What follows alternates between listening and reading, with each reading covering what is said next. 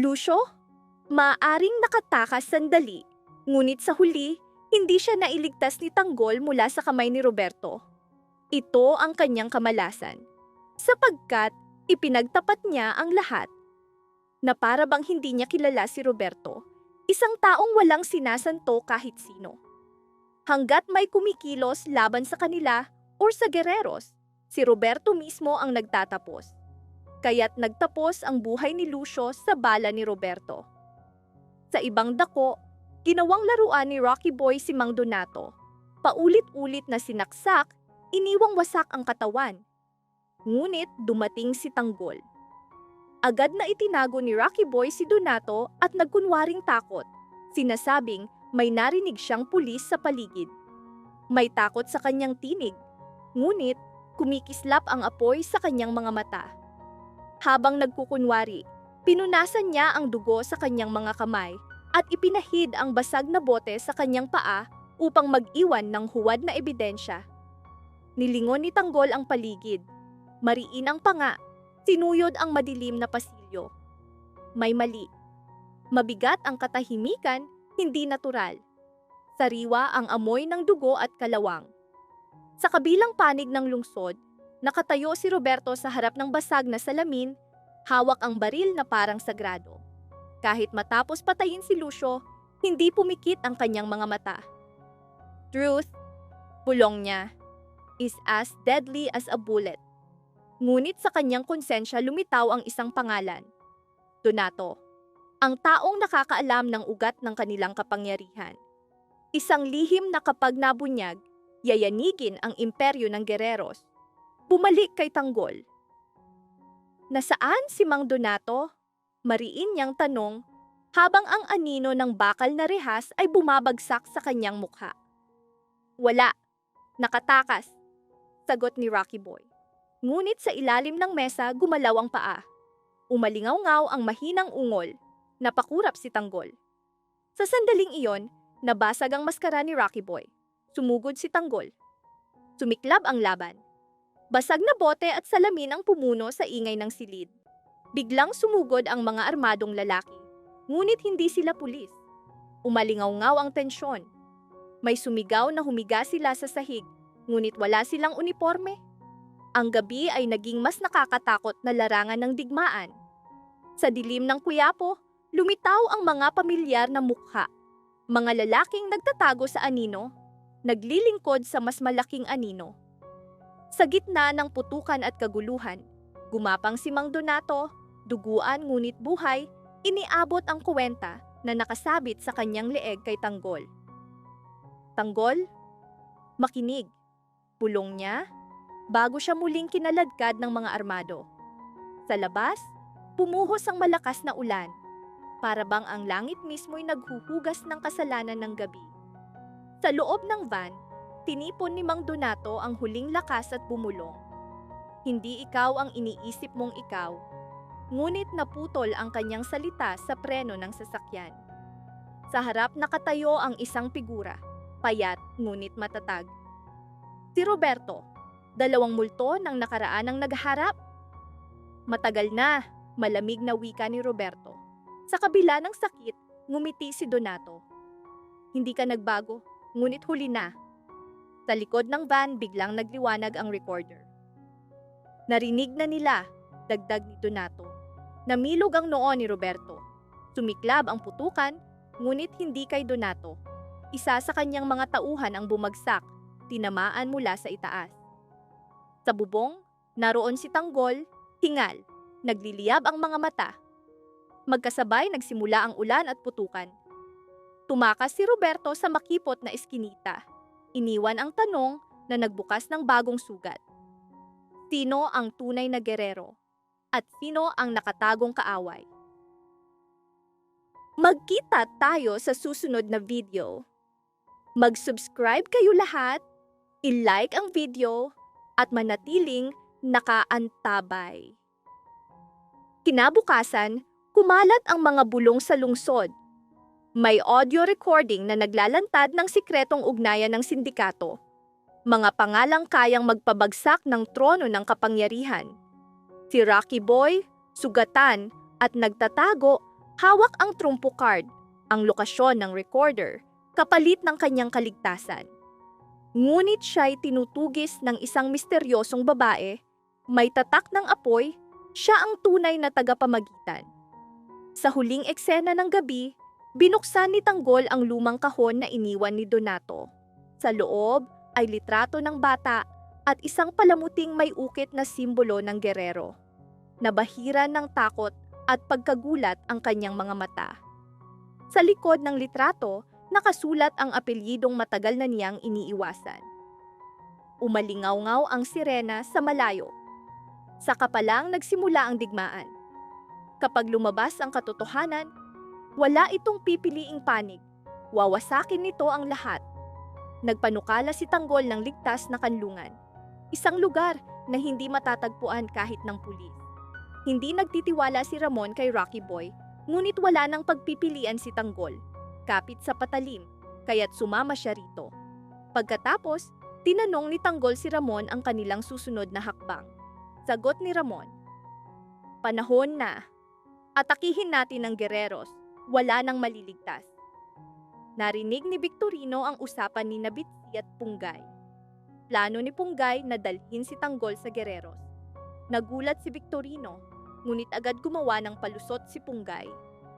Samantala, lalo pang nagnit-ngit ang galit ng publiko nang ilabas ni Brandon ang video na naglalantad ng korupsyon ng gereros. Tinawag ni Tinding ang kanyang mga kasama sa lansangan upang magprotesta, upang agawan ng kapangyarihan ang ganid at mapang-aping gereros. Kaya't kumalat ang apoy mula sa dilim ng Quiapo patungo sa puso ng bayan. Sa palasyo ng gereros, lalong tumindi ang tunggalian. Ipinahayag ni Don Gustavo na magiging pinakamasaya siya kung si Tanggol ang uupo sa kapangyarihan. Ngunit lalo lamang itong nagpagalit kay Miguelito. Si Erica, sa sobrang stress, ay nagdugo at agad na dinala sa ospital. Sa isang madilim na bodega, mabigat ang bawat hakbang ni Tanggol. Ang katahimikan ay puno ng mga lihim na iyak ng kamatayan. Pinusisi ni Ramon ang mga mapa ng eskinita at mga tagong daan. Isang pagkakamali at wala nang balikan, babala niya. Tumango si Tanggol, ngunit kumukulo ang kaba sa kanyang isip. Hindi lamang sa plano, kundi sa misteryosong ngiti ni Rocky Boy na lalong gumugulo sa kanya. Samantala, naglalagablab ang galit ng publiko. Paulit-ulit na pinapalabas sa mga tindahan at kanto ang video ni Brandon. Isang ina ang napaluha. Pinapanood ang mga kwento ng korupsyon, mga pangalan, transaksyon, dugo na itinago sa likod ng pera. Ibagsak ang gereros, sigaw ng masa. Nananatili ang takot, ngunit mas lumalakas ang tapang. Pinangunahan ni Brandon ang marcha. Hawak ang megaphone, nang inginig, ngunit matatag ang tinig. Ngunit sa likod ng tao, nagkukubli ang mga tauhan ni Miguelito, handang maghasik ng kaguluhan. Sa ospital, nakahiga si Erica. Maputla, mahigpit na hawak ang kamay ni Don Gustavo. Hindi dapat nangyari ito. Paulit-ulit na bulong ng matanda. Ngunit sa kanyang mga mata, kumikislap ang isang lihim na hindi niya masabi. Dumating ang balita, paparating si Tanggol. Bumigat ang dibdib ni Miguelito. Bawat tibok ay bulong ng galit. Wala kang lugar dito. Sa wakas, sa pasilyo ng ospital, nagharap sina Tanggol at Miguelito.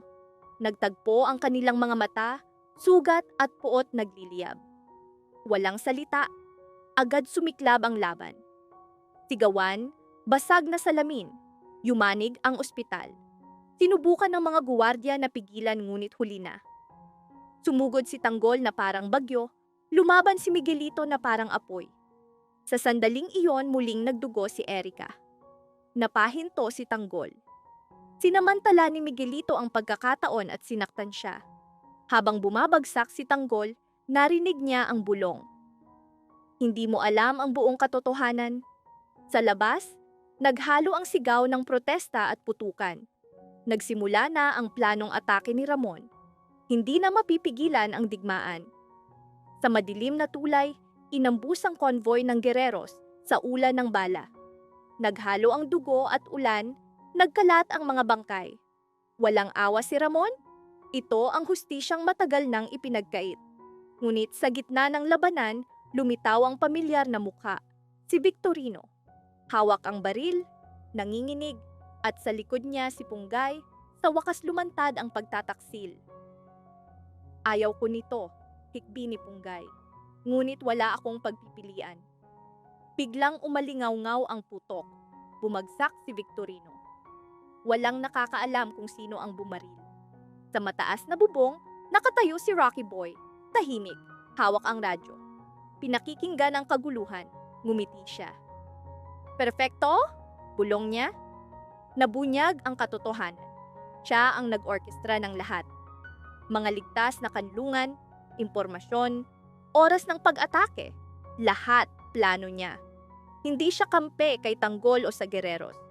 Nasa gitna siya, naglalaro, naghihintay kung sino ang mabubuhay.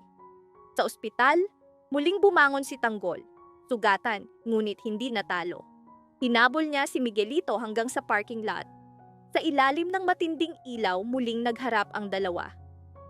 Sabihin ang katotohanan, sigaw ni Tanggol. Hingal si Miguelito, ibinunyag ang lihim, ang kanilang dugong ugnayan ay kasalanan ni Don Gustavo, isang presyong binayaran ng marami. Nabigla si Tanggol. Ang kaaway ay mas malapit kaysa inakala niya. Biglang yumanig ang gabi sa putok. Isa ang bumagsak, isa ang lumuhod, duguan. Hawak ang katotohanang hindi na mabubura. Sa malayo, patuloy ang sigaw ng bayan. Ang protesta ay naging rebelyon. Sa anino, naglakad palayo si Rocky Boy, iniwan ang kaguluhang siya mismo ang nagpasiklab. Sa huling eksena, duguan at nanginginig, tumingin si Tanggol sa bukang liwayway. Hindi pa tapos ang laban. Bawat hakbang ay pasa ng bigat ng katotohanan at panata. Hindi siya titigil kahit sino pa ang humarang. Sapagkat sa mga lansangan ng Quiapo, ang hustisya ay hindi ibinibigay, ito'y kinukuha sa gitna ng apoy, dugo at luha. Paglaon, sa usapan ni na Rocky Boy at Divina, ipinagyabang ni Rocky Boy na hawak niya ang isang dakilang sandata na wawasak sa Guerreros. Nagulat si Divina, nagtanong kung sino ang sandata. Tumawa si Rocky Boy at diretsyong sinabi, si Tanggol ang kanyang trumpo card, ang gagamitin niya laban sa Guerreros. Samantala, sinabi ni Tanggol na mas mabuti kung sila'y maghiwa-hiwalay. Ang pagsasama ay magdadala lamang ng mas malaking panganib. Gagawin silang mas madaling target ng mga kaaway. Ibinunyag ni Eneng na may kilala siyang taong maaaring magtago sa kanila. Nang hindi nag-aksaya ng oras, pumunta si Rocky Boy sa isang dating kakilala na minsan nang tumulong sa kanya. Sa lumang taguan, nag-usap sila. Tinanong ni Rocky Boy kung nasaan si Tanggol. Sagot ng lalaki, wala roon si Tanggol, ngunit maaaring dumating siya sa lalong madaling panahon. Ang plano ni Rocky Boy ay mabilis na naging madugo.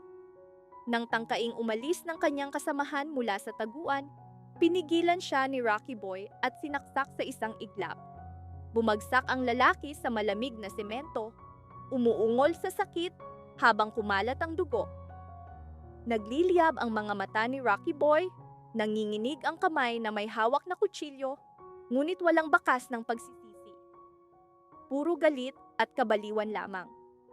Sa labas, humahampas ang hangin na tila kasabay ng tibok ng kanyang puso.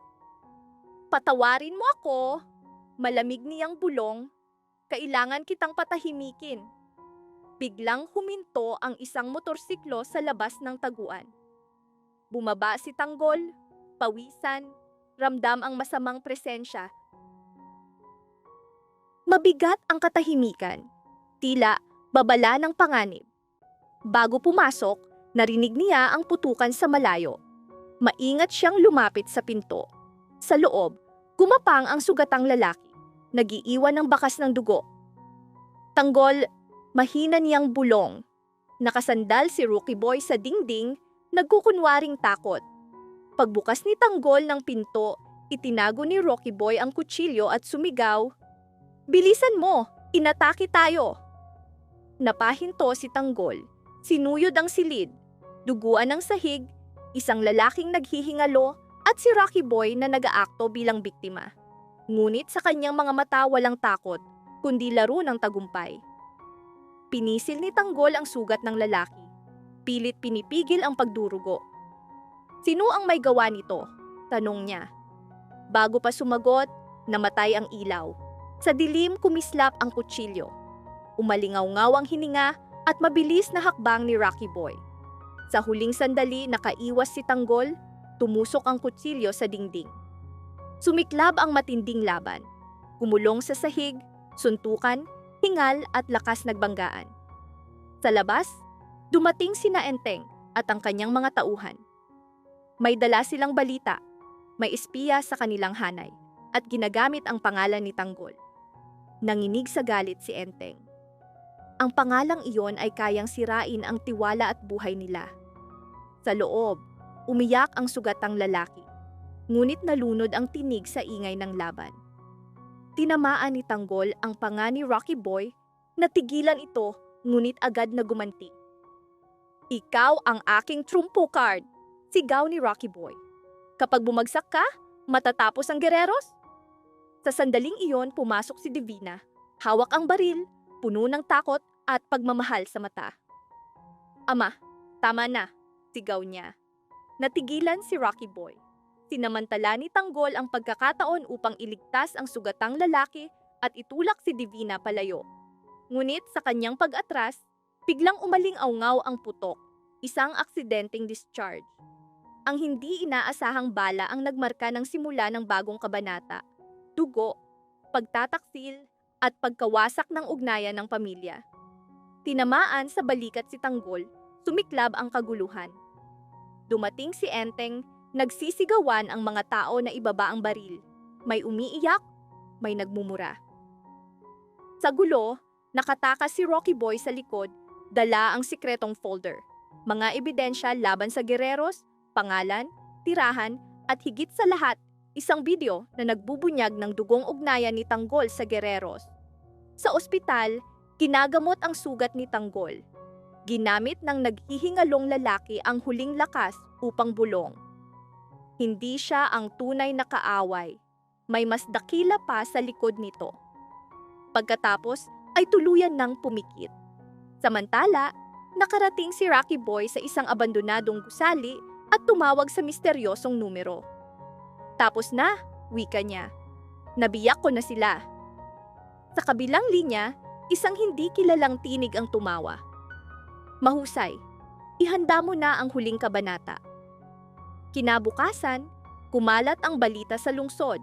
Tinaguri ang taksil si Tanggol. Sugatan ang kanyang katawan, ngunit mas sugatan ang kanyang dangal. Ngunit sa dilim, may liwanag. Ibinunyag ni Divina ang tunay na katotohanan. Hindi si Tanggol, kundi ang dugong gerero mismo ang trumpo card ni Rocky Boy. Isang lihim na matagal nang minanipula ng misteryosong pamilya. Palapit na ang digmaan. Bawat hakbang may kapalit na dugo. Bawat katotohanan may dalang sakit. Sa huli, puso lamang ang magpapasya kung sino ang kaibigan at sino ang kaaway. Isang lalaki ang bumagsak sa sahig. Walang paglaban. Dumating si Tanggol, hinahanap ang kaibigan. Nabigla si Rocky Boy na makita siya, hindi alam ang gagawin. Akala niya ay patay na ang lalaki, ngunit buhay pa, nagmamakaawa ng tulong. Sumugod si Tanggol, ngunit si Rocky Boy lamang ang naroon. Sa huling hininga ng sugatan, tuluyan siyang namatay. Humarap si Tanggol kay Rocky Boy, mariing nagtanong kung bakit naroon siya at ano ang nangyari. Nagkunwaring takot si Rocky Boy, nanginginig. "May mga armadong lalaki. Nagtago ako at nakaligtas." Inisip ni Tanggol na baka pulis iyon, at agad na naalala sina Lola Tinding at Nanay Tess na nagtatago malapit. Ngunit lalong bumigat ang hinala sa kanyang isip. Pati mga kasama niya'y nagbulungan na may tinatago si Rocky Boy. Kaya't iniutos ni Tanggol na maghiwa-hiwalay sila upang hindi madaling matarget ng kaaway. Ngunit sa loob niya, lumamig ang pakiramdam, may nagsisinungaling sa harap niya, nagtatago ng katotohanan sa dilim. Tinitigan niya si Rocky Boy, ang taong minsang nagligtas ng kanyang buhay. Ngunit ngayon, hindi inosenteng takot ang nakita niya, kundi pagkabalisa ng nakatagong kasalanan. Nanginginig ang kamay ni Rocky Boy, ngunit matatag ang mga mata. Tila naghihintay sa susunod na galaw ni Tanggol. Naunawaan ni Tanggol, hindi lang ito laban sa kaaway, kundi pagsubok ng kanyang sariling pagkakaibigan. Nanginginig ang mga kamay ni Rocky Boy, ngunit nakapako ang mga mata. Hindi umiiwas, kundi nagbabantay. Inutusan ni Tanggol ang mga kasama. Maghiwa-hiwalay tayo. Kapag may bumalik, huwag magpaputok, manahimik. Sa isip niya, hindi lang ito pagtakas sa kaaway, kundi pagsubok sa konsensya ni Rocky Boy. Kapag nagsabi siya ng totoo, mananatili siyang kalmado. Kapag hindi, siya'y matitisod. Nang lumayo ang iba, nanatiling malapit si Tanggol upang bantayan ang bawat galaw ni Rocky Boy. Biglang umalingaw-ngaw ang tunog ng bakal sa pasilyo, tila baril na tumama sa dingding. Napakurap si Rocky Boy na pamura, lalong lumalim ang hinala ni Tanggol. Baril, bulong niya. Kumislap ang ilaw, kahit dapat patay. Sa liwanag nakita ni Tanggol ang sariwang dugo sa sapatos ni Rocky Boy. Kanino ito? Tanong niya. Malamig ngunit mabigat. Nilunok ni Rocky Boy, luha sa mata. Ayaw ko nito, pagkakamali lang, bulong niya. Bago pa siya makapagpaliwanag, sumiklab ang putukan sa malayo. Sigawan at yabag ang papalapit. Tumakbo si Tanggol kina Lola Tinding at Nanay Tess. Nanginginig sila sa takot. Humikbi si Nanay Tess. May dumating, kilala niya si Rocky Boy. Parang kidlat ang tama sa isip ni Tanggol. Lahat ay planadong bitag. Pagbalik niya, wala na si Rocky Boy, telepono lamang ang naiwan. Sa screen, nakasulat. Tapos na. Patay na ang sakse. Lumabas ka. At sa ilalim nito, pangalan ng isang taong matagal nang patay sa kanyang alaala. Biglang sumabog ang granada sa lab. Magkita tayo sa susunod na video. Mag-subscribe kayo lahat, i-like ang video, at manatiling nakaantabay.